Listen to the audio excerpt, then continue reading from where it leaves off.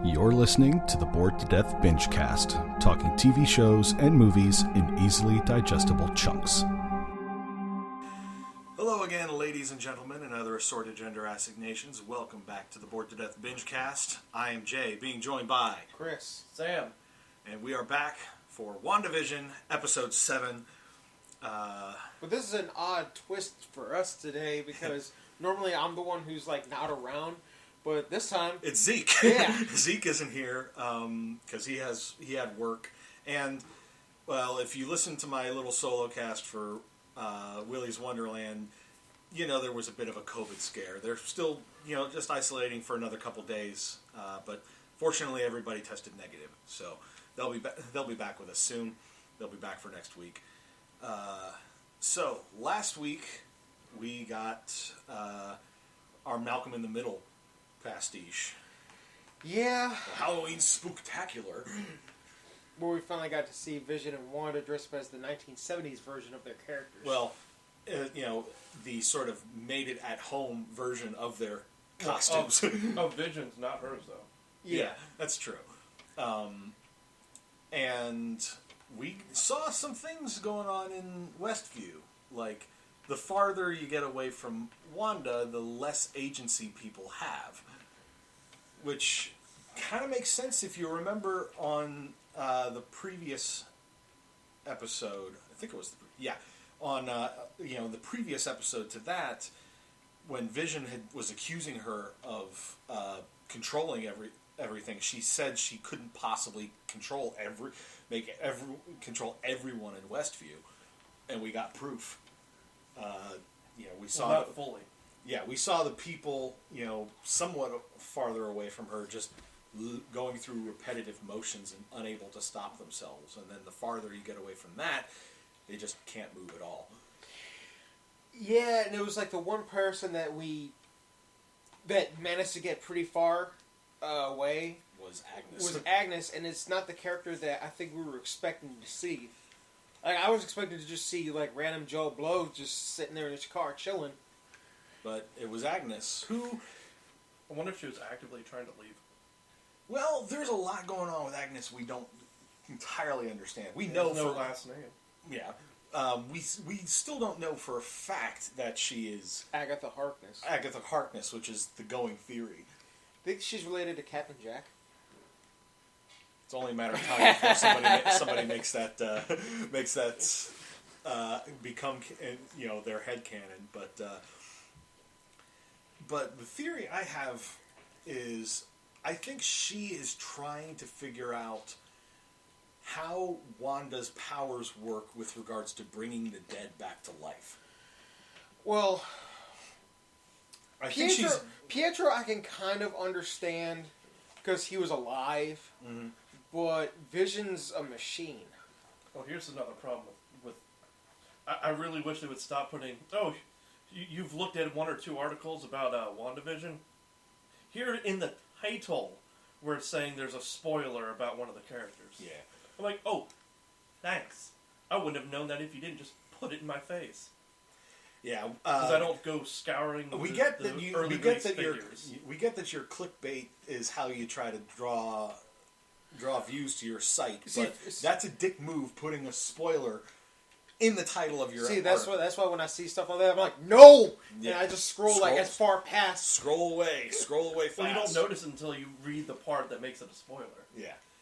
I just don't click on anything related to WandaVision until after I watch the episode. Google's recommended crap. That's why you stay off Google until you watch the episode. Except for it auto pushes to my goddamn phone. That's where you got to turn off those push notifications.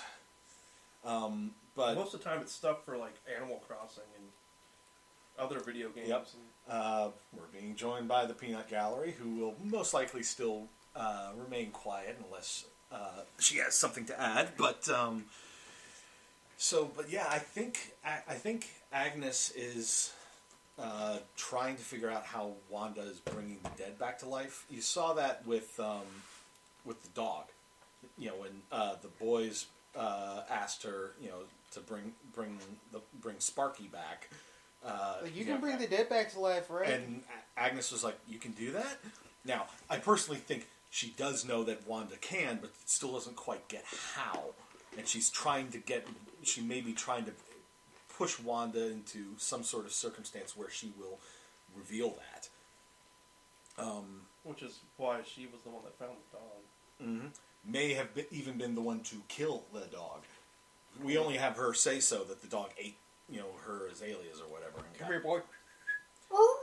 Or just snapped its neck,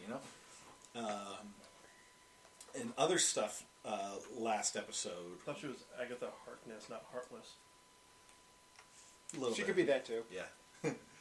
I mean, just because her last name may be Harkness doesn't mean that she is also heartless. But, yeah, so, and then we had, they keep playing fast and loose with what powers everybody exhibits in sitcom land. Yeah. Wanda's powers being way more powerful than anything we've seen previously, with her being able to casually warp reality as opposed to just, some... like when she sends out the barrier field. When she pushed the hex out, yeah.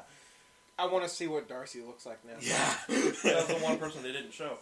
I know, so I'm wondering what changes is she going to have, and, how is she going to react? Is her personality going to stay the same, or is she going to be in, in-universe, in the Dome universe character?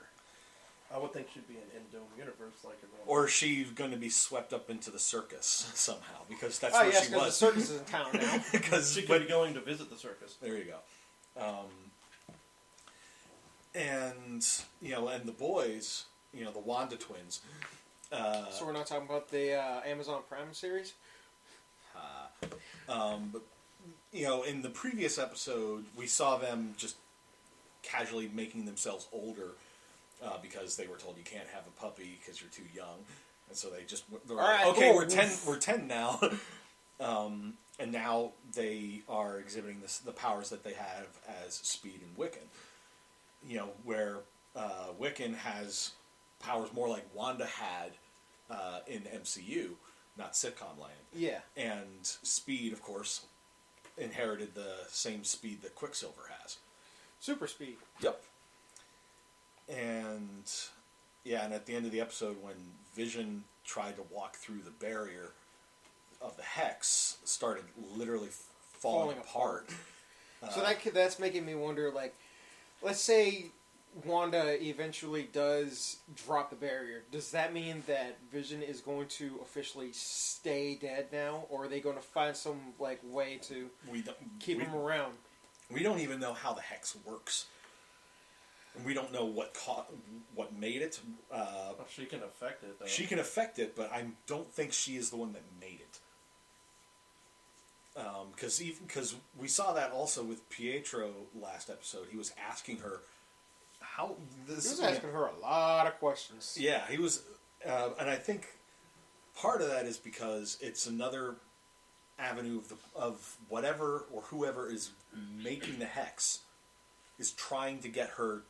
Trying to understand what her powers are exactly in the context of the sitcom land, and just basically put somebody in there with a few things about from Pietro's past that possibly could have been picked up anywhere. We don't know necessarily because he didn't really give any straight answers about any of the questions that she asked him, like, why do you look different? He's like, I don't know. All I know is I got shot in the street like some nobody, and the next thing I know, I hear you calling me. And she asks him what happened to your accent. He just fires back, what happened to yours? That's a very good question. I've been wondering that since the first episode. I was like, where's her accent? Her accent disappeared before that too. Well. In the movie, she didn't. She had her accent in Age of Ultron, and that was it. No, she also. I think she also had it in Civil War, and she had it in Endgame. She's like, "You took everything from me," and she did. The accent was there in her voice in Endgame. Oh.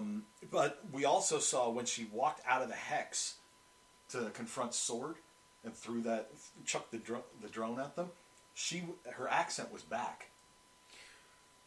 So it's not. I don't know if it's a case of she can consciously turn it on and off, or if it's the hex affecting her in the same way.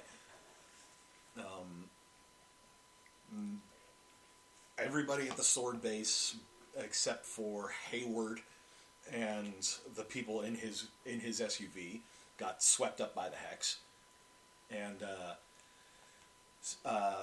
Monica and Jimmy Woo managed to escape, but we don't know anything. Of course, Darcy ended up getting swept up by the hex as well. Well, that's because she was handcuffed to a Jeep. Yep. So, oh yeah, that's the other thing. What do we think the handcuffs are going to look like now? I already said like gel bracelets. There you go. That was a very 90s thing. Well, so were the slap ones. Slap bracelets. Yeah, but except if we're gonna be updating the setting again, those won't be. Slap bracelets will be out of style. Yeah, but if we remember, the 90s did kind of like slip into the early 2000s. No, for slap a while. bracelets were out before 2000s. They were. They were. Gel bracelets were the carried through. Yeah, slap bracelets stopped being a thing while I was still in high school. Because they were dangerous. Because they got that metal thing in there, and the edge on those things could hurt somebody. Especially when you're putting them around your wrist, you literally could be slitting. If the fabric, comes off. And another thing about the hex is that it's rewriting people's DNA. It also rewrites physical objects too, because the guy who turned into the beekeeper, the line that was using that he was Turned using, into a jump rope. Yeah, one of those like old school like beaded with the jump long ropes. plastic. Yeah. Things, yeah. And Darcy tried to warn Monica about going back in because she's already gone through the hex twice. And it's rewritten her DNA on a molecular level. So that's somewhat disturbing. Sorry? Molecular level. Yeah. Let's go find Ant-Man. I don't know what he's probably up to at this point, but and we've all been, you speculated last week that with the rewriting the DNA thing, is this how mutants get introduced to the MCU? It's it's almost like a reverse House of M. Yeah. I also remembered something to do with Monica. That's her name, right? The black chick. Yes. She does become Miss Marvel at some point, or Captain Marvel of some sort. So this episode 7, is titled "Breaking the Fourth Wall." Says Monica plots her return, Wanda navigates unsettling complications, and Vision forms a new alliance. It's a lot of stuff for 30 minutes. Mm-hmm. But from the thumbnail, I'm guessing this is going to be something like a Modern Family pastiche. Because from the thumbnail, we see Wanda looks like addressing the camera directly, like she sat on the couch, kind of like they do in Modern Family at times. I don't know. Was Modern Family part of the 2000s? I thought it was past 2010s. I didn't watch it. It could be. It's in syndication right now. I know that much. Bernie Mac. Bernie Mac did the same thing. Mm-hmm. Modern Family 2009. Wow, barely. I mean, they are updating. Bernie Mac was before that, though. Yeah, but I think that sort of style of sitcom started becoming more of a thing in the noughties. It was, there was Modern Family. There was also The Office. Did that a lot. It all depends on if it's like handheld or what is. If it's still sitcom and then it cuts away. It's not like the addressing the camera thing, like with Malcolm in the Middle, where it's like the characters are in scene talking to the camera, and it's only like that character that's doing it. Like we saw with the twins last episode. In Office, Modern Family, Parks and Rec, it's treated like at some point after the scene took place, they sat down to like talk with the people behind the camera. So that's why I said Bernie Mac. Yeah. I don't know what sitcom necessarily brought that in as a thing, but I've seen it in a lot of other sitcoms besides that. So at any rate, I think that will wrap up this little intro. So we'll see you after the binge. While the binge is happening, thanks for listening to our podcast. Please give us a like and subscribe and spread the word. You can reach us on social media on Facebook or Twitter at BTD_Bingecast. The Bored to Death Clan is part of the CKCC Radio podcast family, including J Bunny's Music Hub, the Race Nerd Podcast, Real Paranormal Talk, Ranking Tracks, Motivational Moves, Girls Who Like, and The Nerd Table. Please consider supporting CKCC Radio on Patreon.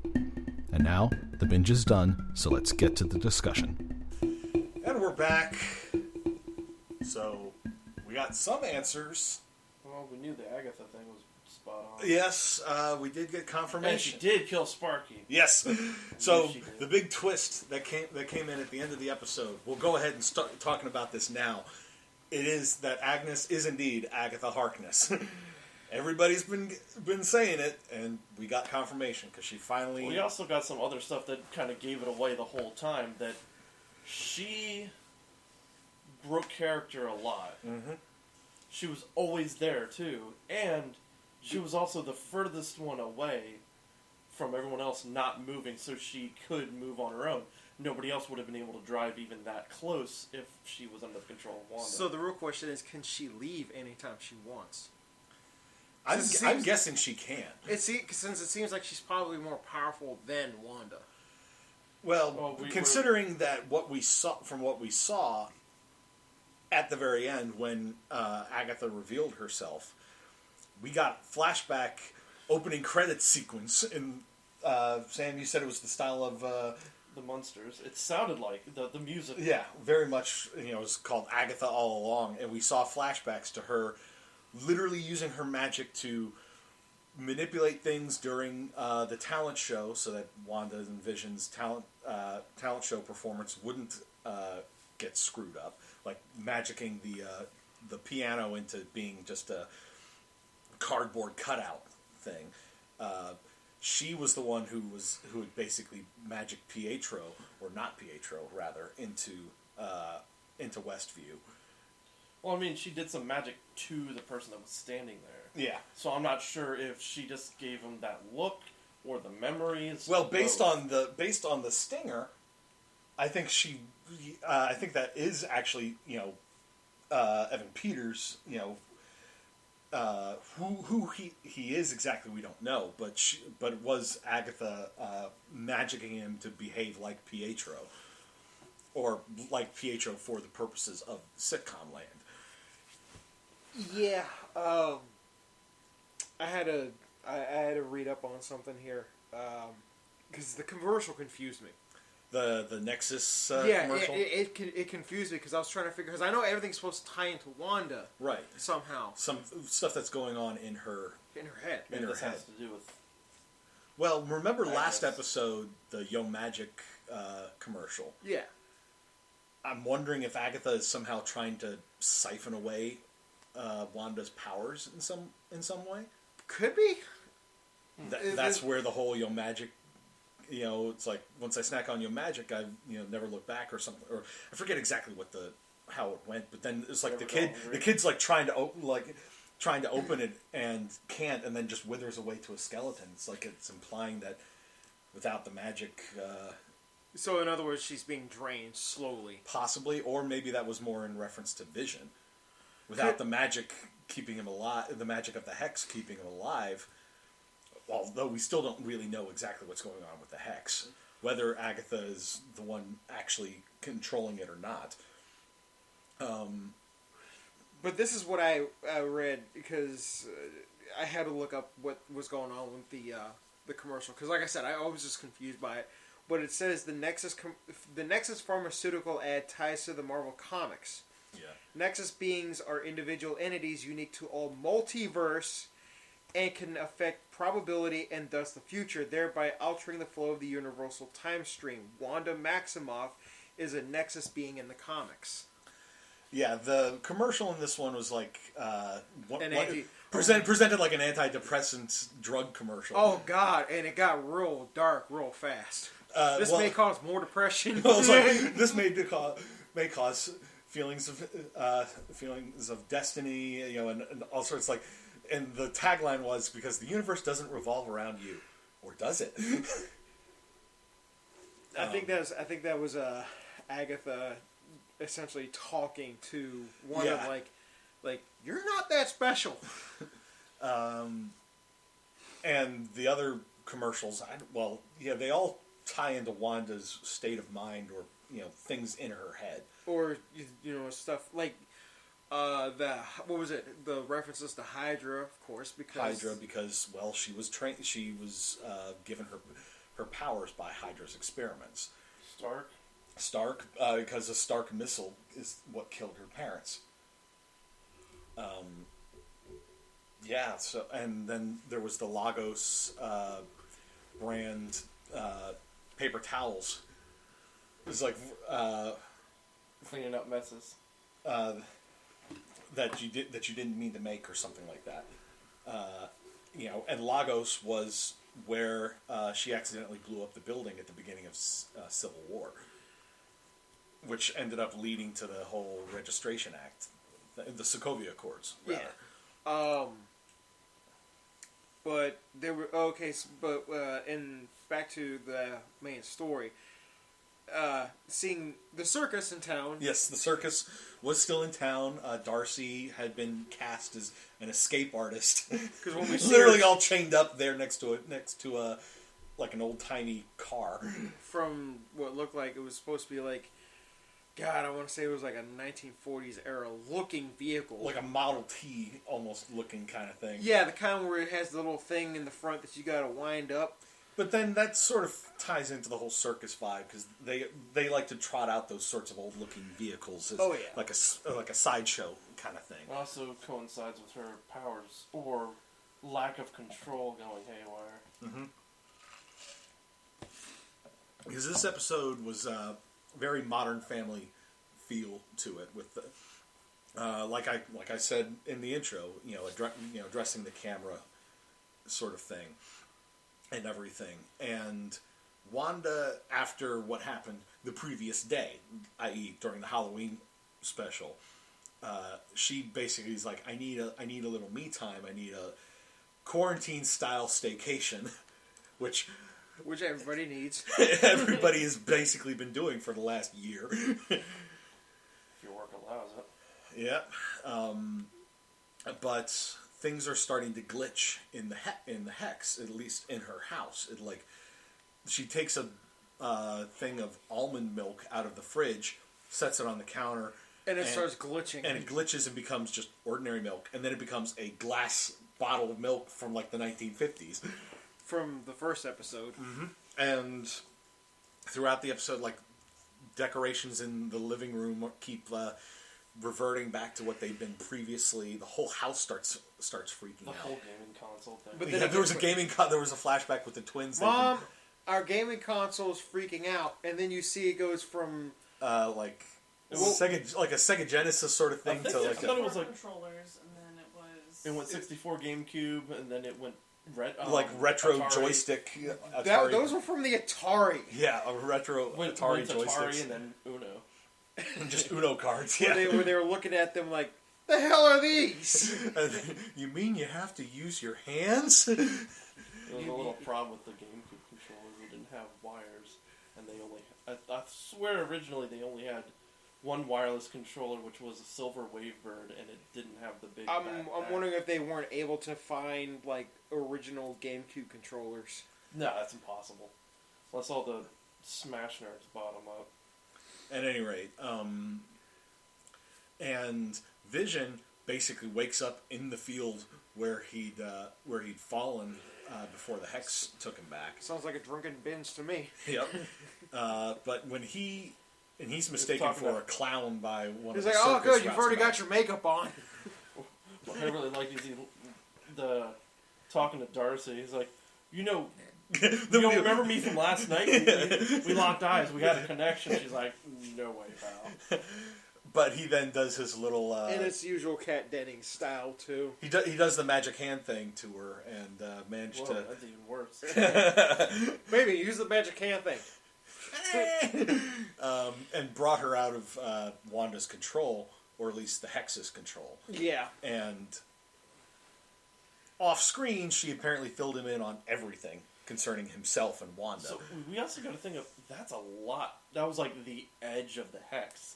So if it's within radius of Wanda, or if she knows where he is and just keeps stuff going kind of around his radius, she still didn't know where he was. She just expanded that. Unless everything that Vision saw in the during Halloween was literally just Agatha messing with stuff to lure Vision further away, possibly to provoke Wanda into expanding the Hex. Now, the thing is Wanda losing control because she expanded the Hex and has the barrier on the Hex? Is she losing control because there's now too much for her to sort of keep track of? Possibly. That could possibly be it. But it was the fact that, like, the circus being as far away from town as what it was, and therefore being pretty far away from where Wanda is. Mm-hmm. They were all pretty in character. Yep. So I'm wondering if she was somehow like knowing to control that what's group. Around his radius. Yeah. It's possible. They met when they escaped from the circus in just like a box truck, sort of. It looked like a. I think it was all like Agatha doing that. Because all the stuff stopping the truck. Yeah, they were basically trying to get out of town, and they come across a stoplight in the middle of nowhere. It was an intersection, and the light when it turned green, they tried crossing, and then like a road construction crew showed up to work on the light. The utility crew, yeah. Yeah, they get done. She's like, all right, finally. And then, like, right as she's about to start crossing... The crossing guard shows up. Yeah, school crossing guard shows up, and there's no school in sight. And Darcy's just like, really? And then Vision's like, I'm out, and then just phases his way through the roof and flies off. Mm-hmm. She's like, all right, I'll see you there. But while Wanda's having her little staycation, Agnes turns up. Because at the time she was still Agnes to us. She hadn't yet revealed herself. Offers to take the twins off of Wanda's hands so that Wanda can have her me time. Yep, and stuff seemed pretty suspicious as. Like when what was his name, Wiccan?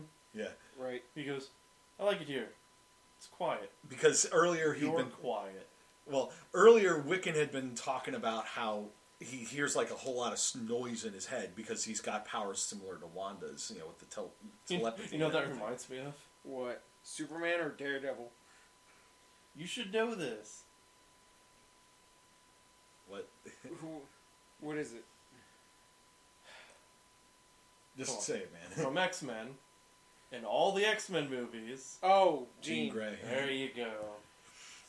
But Jean always had that immense problem with always blocking out everybody.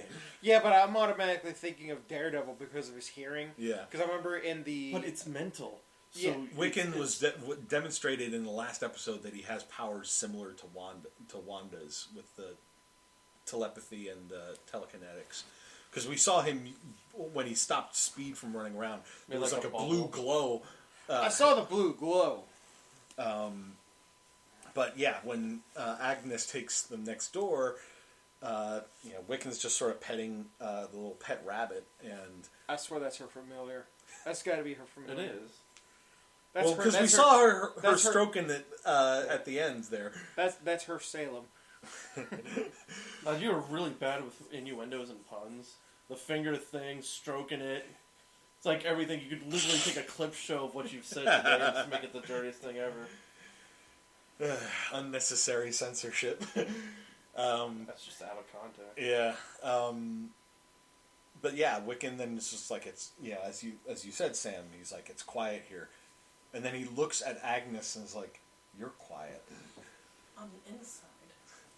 And that's the big tip-off of everyone else there. He's hearing what they really want to be saying, what they're really wanting to be doing, that they're trapped. He's hearing their inner voices their thoughts. But in her case, She probably either has a block that she can do because she's magic, or she knows to play a character in there.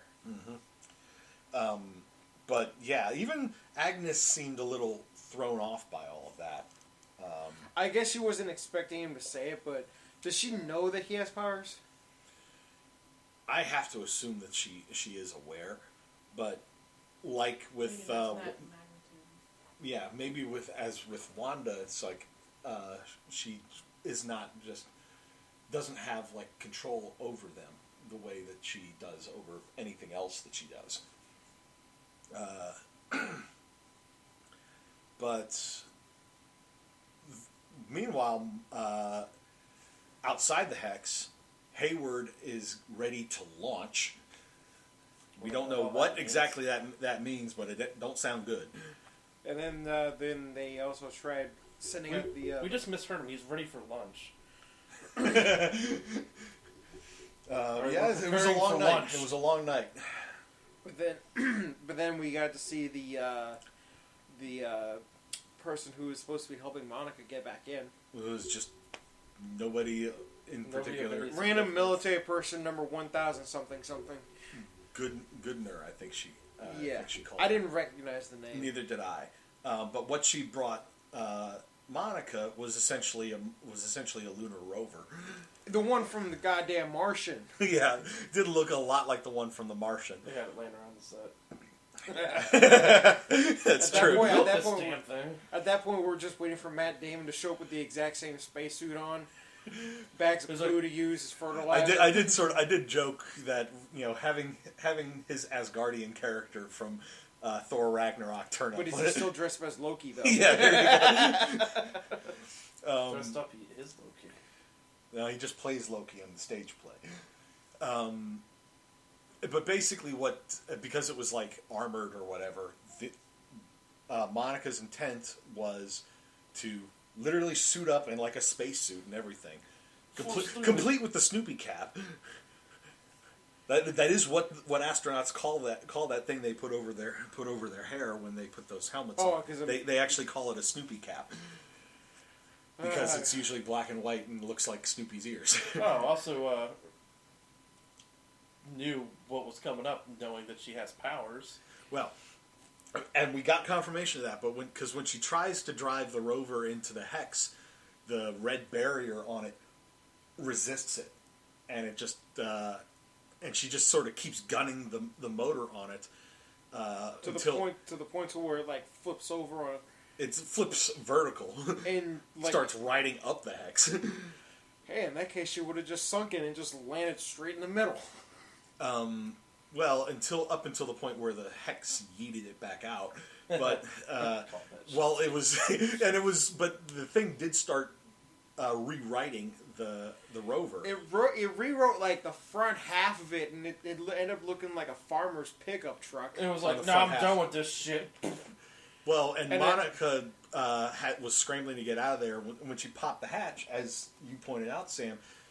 She didn't just pop the hatch; she launched the hatch. She hit it with her hand, and it just popped off completely. So she like gets out, and she's like, "I can get back in," and then charges right in. She's like, "I can do this." Now it took a lot of effort because the thing is literally resisting her as she's going through the barrier. Yeah, and the entire time I'm like, is this what an acid trip looks like? And then she gets in the barrier, and then I was like, no, this is what an acid trip looks like. Yeah, because, while she's going through it, it's like it was trying to rewrite her, or it was like sifting through her past and everything. Because we saw a bunch of and heard a bunch of lines that sounded like they were being ripped. Some of them might have been ripped out of Captain Marvel. Some of them were clearly things that happened in her life after Captain Marvel. But when she finally emerged on the other side, when she got that heroic willpower and pushed through the rest of the way, her eyes had changed colors and were blue. And when she's looking around, it's all she can see energy. Wavelengths and everything. Monica's actual powers. Okay. Revolve around manipulating energy and converting her body into light particles. Photon, right? She can also fly. photon, right? I'm guessing. She can also fire blasts of energy. So similar to Captain Marvel, Yeah. with a few differences. That's what she was seeing. She was actually seeing The energy. electricity. Yeah. And she then runs to Wanda's house, and Wanda immediately turns hostile. Tries to use her powers and pushes her out the door. Okay. Sam just showed me a picture. But then it's like if her powers here work like they do there, like you described, Sam, that may explain what we saw when she broke out of Wanda's powers and landed on the ground. May just have been her landing. Yeah, doing the superhero landing. She may have just sort of absorbed. She's just seen Deadpool. She's fine. She knows what's going on. And then just sort of absorb the energy to make the superhero landing without hurting herself. But she started to break through to Wanda. She was starting to actually, she was trying to talk her down, like explaining that, she's not with Hayward. Hayward is, and trying to warn her that Hayward is planning to burn Westview to the ground to get what he wants.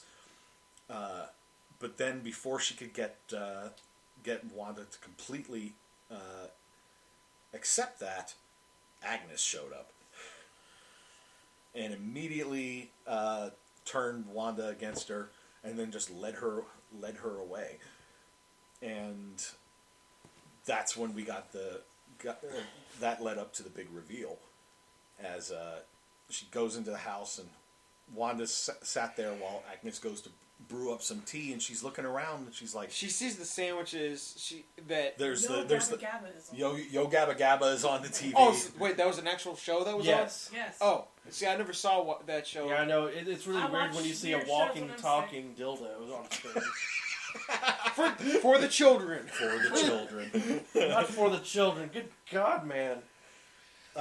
But yeah, she's noticing the Yo Gabba Gabba on the TV, the half-eaten sandwiches on the coffee table.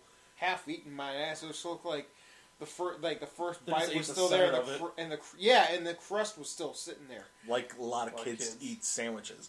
Yeah. She has a lot of different names too, by the way. What, Monica? Captain Marvel, like I mentioned before, Photon, Pulsar, and Spectrum. Well, I don't think she'll be Captain Marvel. Well, they don't really do the hero name thing per se with everybody in I mean, he in the made a MCU. comment about that. Yeah. Well, okay, so what's her hero name? Wanda Maximoff. She doesn't have a name.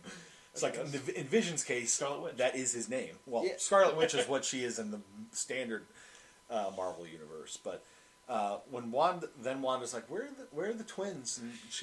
And Agnes is like, oh, they must be playing downstairs in the basement. Creepy. And yeah, and by this point, I don't know why. For some reason, she looks at the rabbit in its cage, and we see like a giant ass fly, There's a cicada crawling on the curtain, and as she starts going downstairs, I'm like, so we just went from Modern Family to American Horror Story. which I was like, which season? And then I saw the tendrils and stuff. I'm like, no, This is more like this Stranger is Things. Stranger Things. I was like, oh, so we're going back to the 80s? Well, and then as Wanda goes downstairs, she sees like the stuff all over growing on the walls, and she finds this like Spell book. She finds Agnes's special little sex dungeon. Sorry, magical chamber or whatever with her grimoire, sitting there on the thing. And there's I don't know why, but like when Wanda was asking her where are my children at, and she says they're playing. They must be playing in the basement. I was like, why am I thinking of Hansel and Gretel here? oh well, because Agatha Harkness is a witch. Well, besides that, Yes. But then, as Wanda's looking around at all this, Agnes walks in. She's got her brooch on.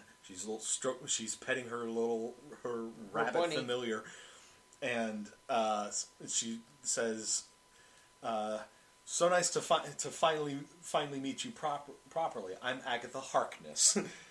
And then she does her own little wiggly woo thing with her fingers, and like some purple energy just sort of zaps Wanda in the temples, and that's when we got the little Munster-style Agatha all along sequence.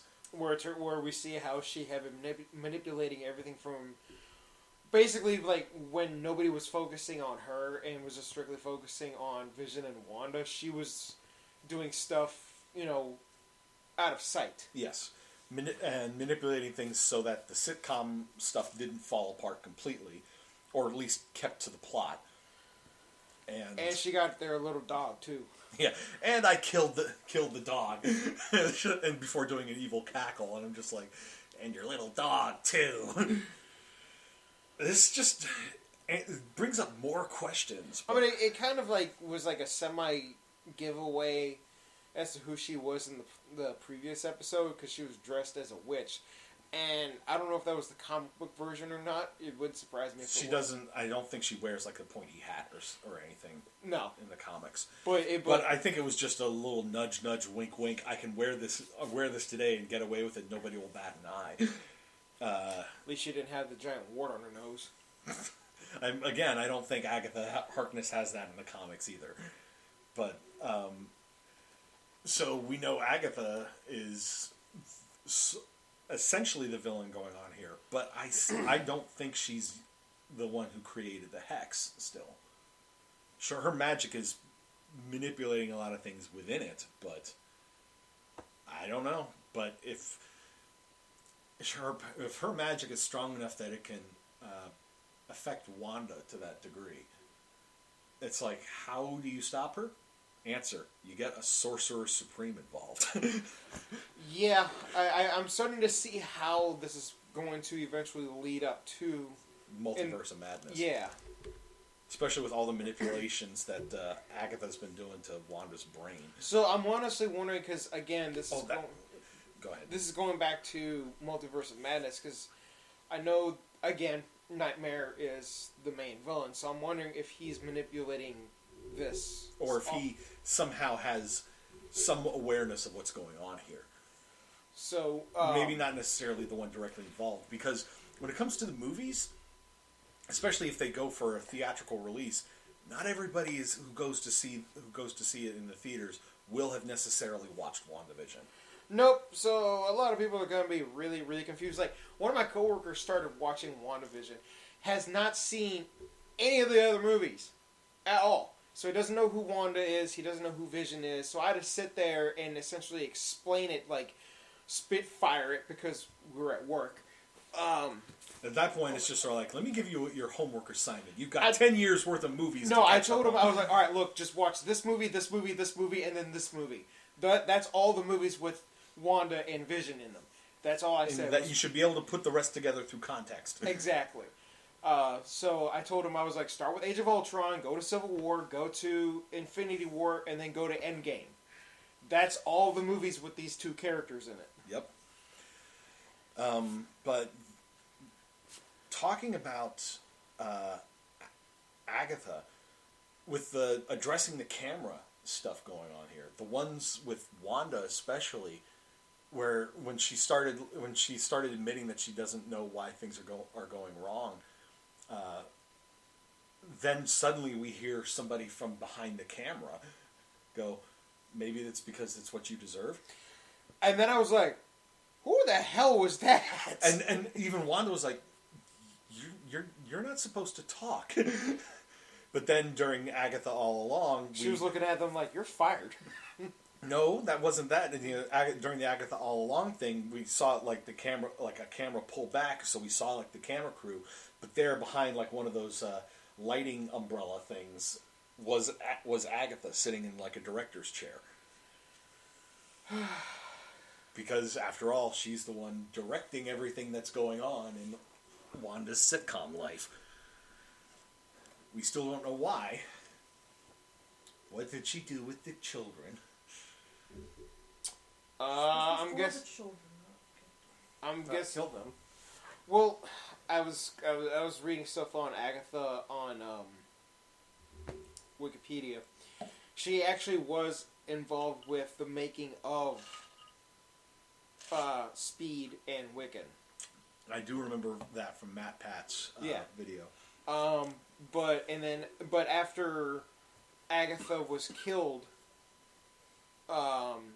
she was kind of like things were still being kind of like manipulated, and because of the kids being killed, and her and Scarlet Witch, causing House of M to happen, where she said no more mutants.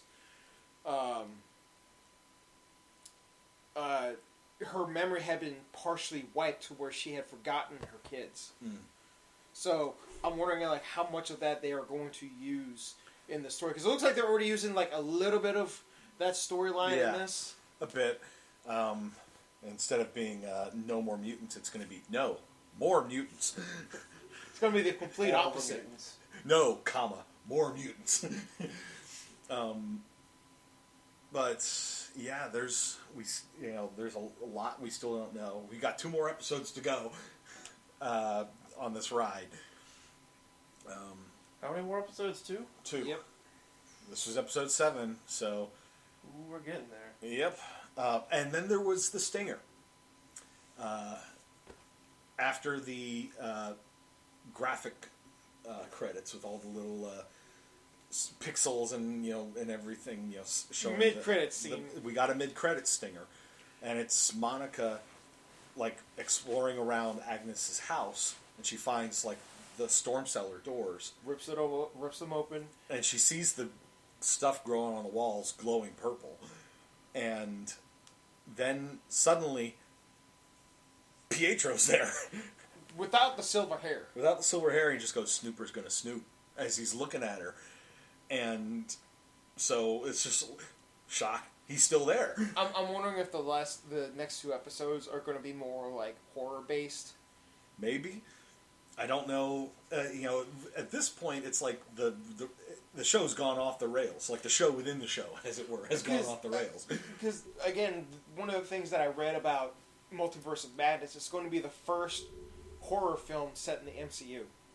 So if they've been dropping lots of little horror things, just like the little it's creepy stuff, like in the first episode with the guy choking to death and his wife just constantly repeating, "Stop it, stop it, stop it," and then Vision, help him. yeah. Oh. I wonder why they lingered on that one character out in the circus for a little bit longer than it should. Was it the super strength guy?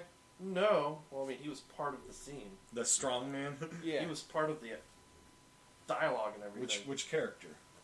I think the girl that was dressed in all red. Oh yeah. As a reference to, I think, not Starfire, what the hell's her name? Angelica Jones? I don't. Name doesn't ring a bell. Does she have a hero name? That's what I was looking for. I think she was part of the original Spider-Man and his Super Friends. Oh, her. What was her superhero name? Firestar. Firestar, that's it. That's what I was like. Oh yeah, Firestar. Yeah, I mean, Now yeah, that's kind of, but making that could reference. just be an Easter egg rather than that's actually her. There's- Unless all the people that have been absorbed by the hex are also going to be getting powers because of this. So does this mean that in the next Spider-Man film, he's going to team up with Iceman and Firestar? Please get a spin-off movie. with Charlie Cox as Matt Murdock as his lawyer. Yes, he's going to need a lawyer, and Charlie Cox has it in his contract that he has to be in at least one of the movies. And while we're talking Marvel stuff, the rights to Jessica Jones The Defenders. and Punisher have returned to Marvel Studios. See, I was confused by that because I was like, wait a minute. So the Netflix Marvel stuff was supposed to be set in the MCU with references to the movies. Right, but it's like Netflix was just like, those are ours. We're making them with your permission, but we retain the rights to those characters and shows for our purposes. I guess is how I don't understand the full scope of it. Because I was always But confused. this basically means that now Marvel can be like, so yeah, we're gonna put this on Disney Plus now. Because I know that in Infinity War, the Russos wanted to put the Defenders in the New York scenes. I wanted to see just like in the background, that sort of them running around and helping fight off Thanos' forces, and I also wanted to see John Bernthal's Punisher just marching through with his assault rifle, just doing his little Punisher scream, ah! Like the Rambo scream, almost, but with less slur. Yeah. One batch, two batch, penny and dime, bang, bang, bang, bang. I do have a question. Oh, Peanut Gallery has a question. If she's controlling Wanda this whole time, what is her name? Well, we don't know. I'm wondering if power.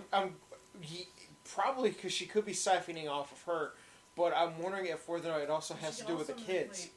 Emotions, so that's why I'm like trying to figure out why is this so important to do this. Yeah, so, the question, why is she doing this? Why is it so important? It could come back to what I suggested in the intro, that she is trying to understand how Wanda brought Vision back to life.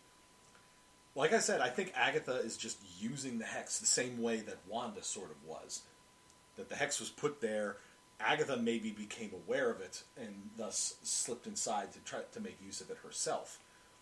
Or somebody else, she's working with whoever set up the Hex. So, and both Agatha and whomever are using the Hex to make Wanda do what they make Wanda do what they want, but so they can try to understand how Wanda does some of the things that she does.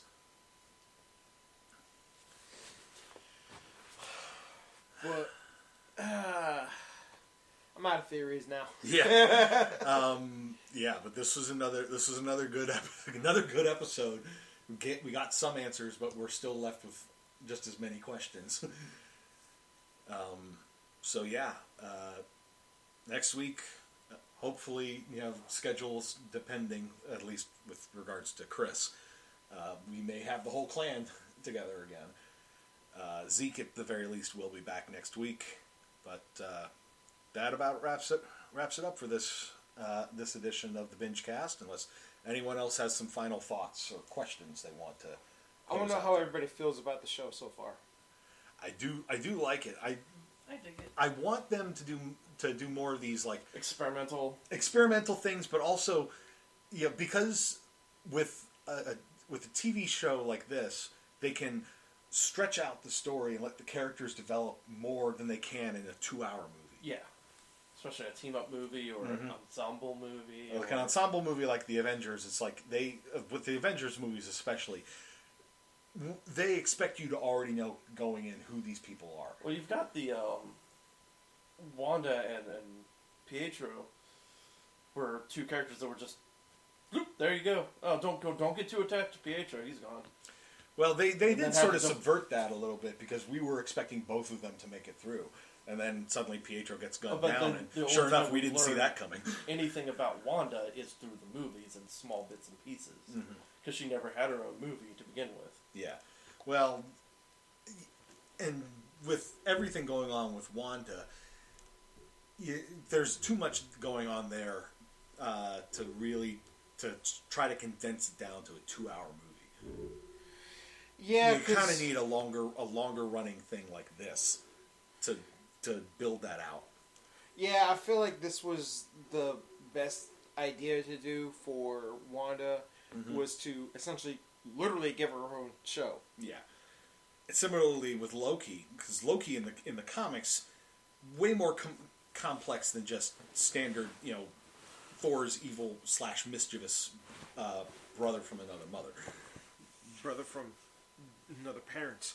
Brother from another mother and father.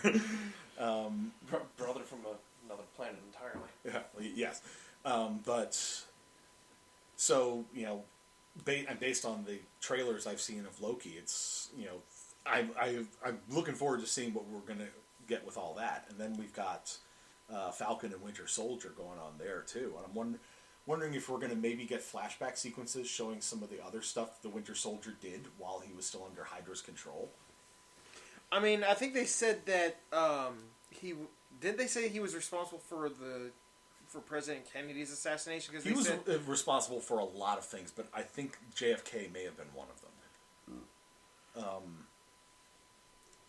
Part of me does think that, well, I don't know, with Falcon and Winter Soldier, we could see more stuff with like Hydra splinter groups or whatever still operating out there. It may depend on how much it ties into Black Widow. Yeah, I can see Falcon and Winter Soldier definitely tying into Black Widow somehow, because I know that the whole spy thing. Well, because I know that Winter Soldier and Black Widow alone have their own history together. Mm-hmm. Like the story that she was telling Steve Rogers was when she was trying to protect the guy, and Winter Soldier was there, and then he tried, when he shot the guy, he shot him through Black Widow, and that's why she was just like, yeah, bye bye bikinis, because she still had the scars for it. Yeah, from it. Yeah. bikinis. If it weren't for the fact that Black Widow appears to be set post Budapest, no, it's set after Civil War. Yeah. So I was kind of hoping when the Black Widow movie was first announced that we would get like pre-Avengers Black Widow, and maybe see her and Hawkeye in Budapest, find out what exactly happened there, because it's a magical place. No, that's Tahiti. It's a magical place. Budapest is just, you and I remember Budapest very differently. We got a little nod to that in last episode with Pietro giving like the little flashback to Sokovia, and she's like, you and I remember our childhoods very differently. He's like, he probably suppressed a lot of the trauma. It's funny because Jeremy Renner. It's also not his own memory. Yeah. Jeremy Renner is actually a really good singer, and he actually joined Steel Panther on stage one night. And someone in the comment section, because it's somebody recording it off their cell phone, and someone in the comments was like, imagine if this is what actually happened in Budapest, and that's the reason why they said they remember it completely differently. She was off killing people. He took a break to go do a concert. He was like, oh, hell yeah. Yeah. Or it's like he escaped from whoever was chasing him, and it's just like, they can't operate publicly. Well, yo, what's up, Budapest? This is not Triple X. Exactly. The freaking spy from Triple X who went into the Rammstein concert. Wearing a tux. And the second the camera panned around, I was like, you were in the wrong spot. You are sticking out like a sore thumb right now. Which is exactly how the sniper spotted him, because it's just sort of like, yep. He's like, yep, that guy definitely don't fit here. Pew! Yep. Well, what about Ace Ventura at the Cannibal Corpse concert? Well, I mean, Jim Carrey's a fan, so... Now we're just rambling, so we should probably wrap this up. Wrap it up before we Ramblecast. Exactly. We'll be doing a proper Rapcast probably after the last episode, or for the last episode's full wrap and everything. But so that'll wrap it up for this week. So for Chris and Sam and the Peanut Gallery, I am Jay, and we will see you next week. For the children. For the children. Yeah. Thanks for listening to the Bored to Death Bingecast. Be sure to check out our library of past podcasts via CKCC Radio or via our YouTube channel, and give us a like and subscribe. We'll see you after our next binge.